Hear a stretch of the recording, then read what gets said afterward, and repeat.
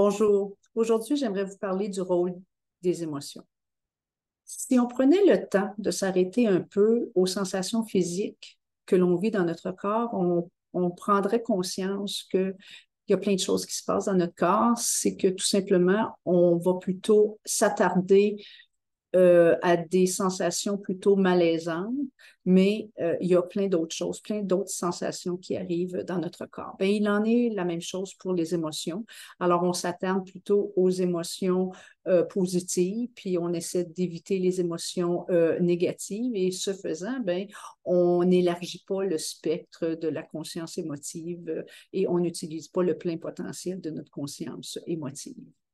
Mais les émotions servent à quelque chose. Alors, en premier, elles servent à communiquer. Alors, on est des êtres relationnels et c'est à travers pas juste la parole, mais aussi les émotions que l'on communique. Alors, on communique nos sentiments, nos émotions, qu'est-ce qu'on vit, on informe l'autre de qu'est-ce qui se passe en soi. Alors, c'est un bel outil, les émotions, pour communiquer avec les autres. Les émotions servent également à informer. Alors, en plus de nous aider à communiquer avec l'autre, elles servent à nous informer de quelle façon on est atteint par des situations de vie et de quelle intensité. Donc, c'est important d'ouvrir nos antennes et de se laisser, comment dire, pénétrer par les émotions qui nous habitent.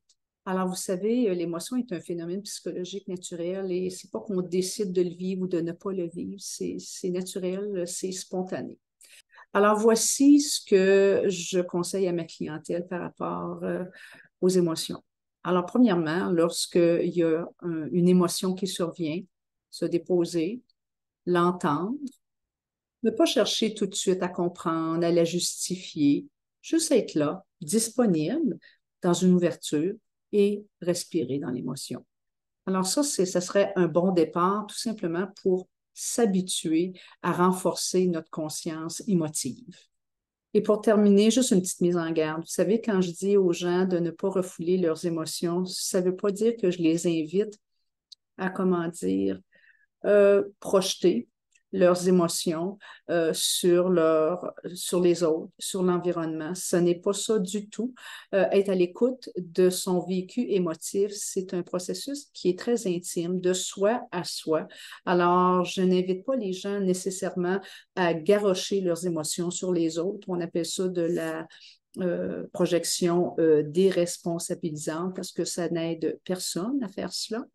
Et à ces personnes-là qui garrochent leurs émotions sur les autres, je les encourage plutôt à attendre avant de partager leur vécu émotionnel, plutôt de se retirer, et tant et si longtemps qu'ils n'auront pas calmé en eux ce désir de culpabiliser, de rendre l'autre responsable de leur vécu émotionnel. Mais je leur dirais d'attendre que l'intensité émotive soit passée avant de partager le petit voyage que vous avez fait au cœur de cette émotion-là. Alors, j'espère que ceci vous a aidé un tout petit peu. Merci, bonne journée.